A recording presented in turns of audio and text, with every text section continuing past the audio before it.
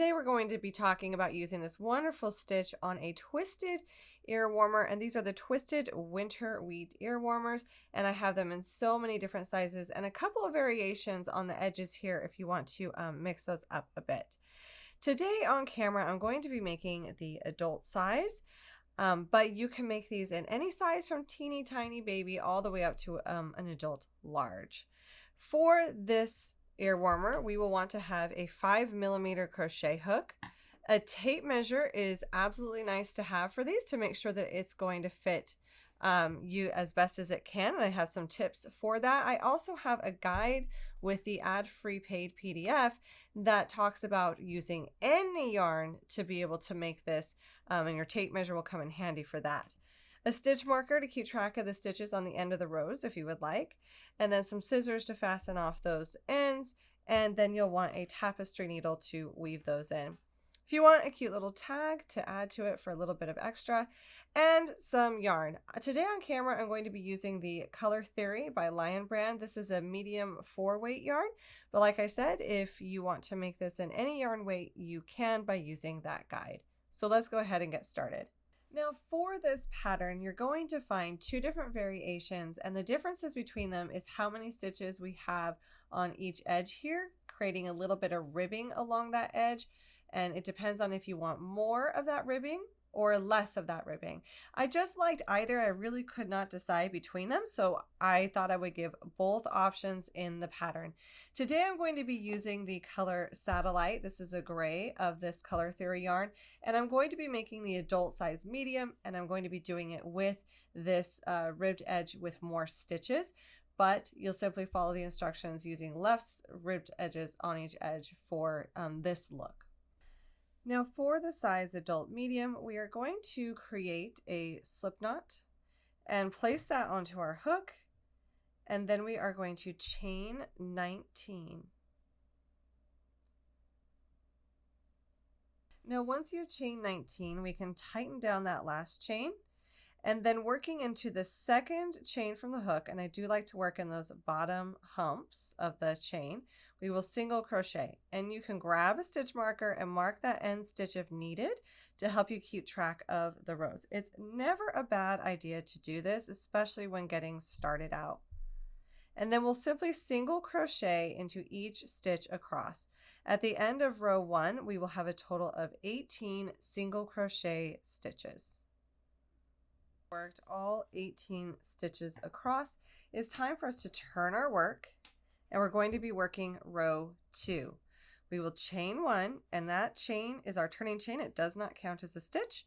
And then we are going to single crochet into that back loop only for every single stitch across. And we're working in that back loop only. You'll look at the top of your stitch. You'll see this V there. That is how we normally work into stitches, through both those loops, grabbing that V. But when we're working in the back loop, we are only grabbing this part of the stitch, not through both loops. So just simply single crochet through that back loop for every single stitch across. Now after doing rows 1 and 2, we're going to do rows 3 through 4, which this is where we start that wheat looking puff stitch. It's a little bit of a modified thing to do, but since I am going to be working the edge stitches for this one, I'm going to chain 1 and single crochet in the first 4 stitches in the back loop only. Now if you're not using these edge stitches like I am, like the first 4, you'll only do the first stitch and then start this puff stitch. And this is how the puff stitch is going to go. We are going to skip the next stitch, so we're not going to work the next one. We're going to skip this stitch, and we're going to single crochet into the next. And now we're going to go back to that skip stitch. So the one that we skipped, we're going to be working back into it, but first we're going to yarn over, go back into that skip stitch, yarn over and pull up a loop, and be sure to pull these loops up as high as the loop that's on your hook. You don't want these to be too tight. You want them to be really pretty, and pulling them up to this loop will be helpful. Yarn over and insert into the same stitch, yarn over and pull up a loop. And we're going to stop right here. We're going to yarn over and pull through the first 4 loops on the hook, and then yarn over and pull through 2 to complete that stitch. So let's do that again. We will skip the next stitch and single crochet into the next. Then we're going to work that modified puff into the skip stitch. Yarn over, insert your hook, yarn over and pull up a loop, pulling it to the right height, and then do that again. And now yarn over and pull through 4 loops on the hook, and then yarn over and pull through the last 2. And that's what creates that beautiful puff. And this is the wrong side of our work. And so the right side will be this side, which has more of those single crochet ridges, which looks really nice. So we're going to complete those puff stitches until we get to the last 4 stitches of this row if you're working those edge rib stitches. If you're not, you'll just simply work to the last stitch of the row. Now that we have reached the last 4 stitches of this row, we are going to single crochet in the back loop only for those last 4 stitches.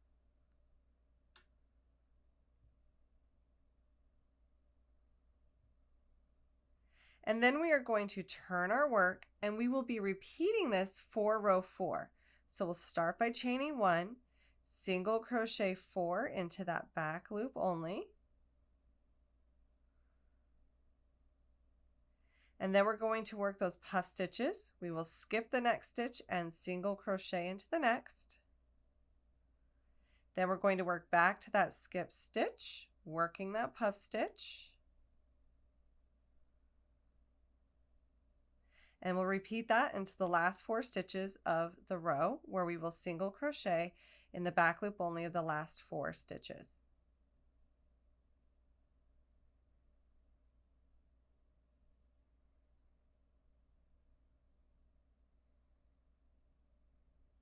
And now for rows 5 and 6, we're going to turn our work and chain 1, and then single crochet into the back loop only of every single stitch across.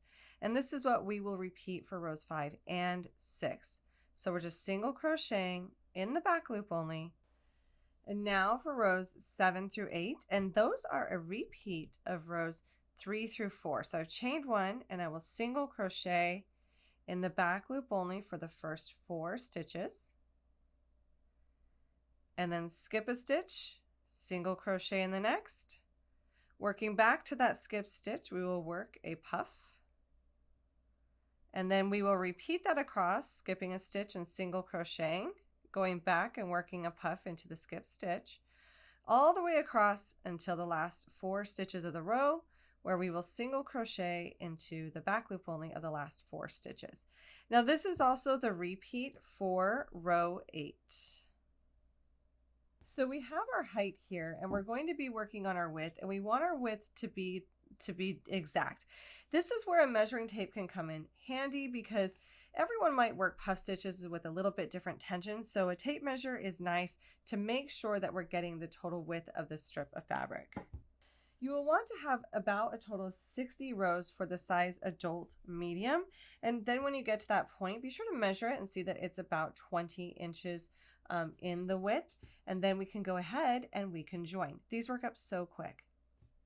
Now, once you've got the width needed, and feel free to add or remove some rows to make sure that it's going to size appropriately. And this does have a negative ease, which is why for the adult size medium, it's only 20 inches in width, because we do want these to have a negative ease so that they fit our heads the best and snug and keep us warm during these cooler months. Now, when you fasten off, once you have the amount of rows that you need, you'll want to leave a really long tail, and that's so that we can do this C fold that turns it into that twisted ear warmer. So grab your yarn needle, place the thread onto it, and we are ready to do this fold. Now you'll want the right side facing you so that when you fold it together, the wrong side is facing out. We'll take these ends and we're going to make this side a C. So see that C shape? And we're going to do the same with this other side. We're going to do a backwards C. So we have that C shape. And then we're going to be placing these together. So we're going to put one C inside the other. The C's are just going to join together like so. And we can kind of adjust this. We're just making sure that we're folding each of those C's in half. They're joined in half and snug together. And now we're going to seam and sew through all of these layers. So grab your yarn needle, we'll go through the first side, then the next layer. You'll want to grab that inner layer there, and then that last layer. So this is through 4 layers, and we will pull that tight. And then we're going to come back the other way doing the same thing. So 1, 2, 3, and 4 layers. You can look at the stitches and use them going through those next stitches. And we're going to do this back and forth all the way across.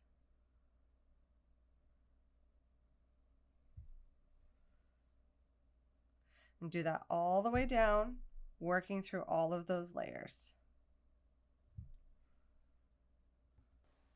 Now once you have seamed through all those layers, you're just going to grab the last loops on the end here, and then we will simply weave in our tail end. So weave that in, secure it, and then fasten it off. So now that we have done that C-join, there's only one more thing to do, and that is the final reveal of flipping it inside out so that the right side is facing out, and we have that nice twisted ear warmer. And that's it. It's done. It's a really, really quick project. You can make it in so many different colors and sizes for everyone in your family. And these are great on-the-go projects. You can even take a walk and make one of these. They work up really fast, which means they make great gifts for the holidays if you need a last-minute gift. Plus, it keeps everyone stylish and warm. Thank you so much for joining me today. Be sure to hit that subscribe button and come back for more fun projects soon.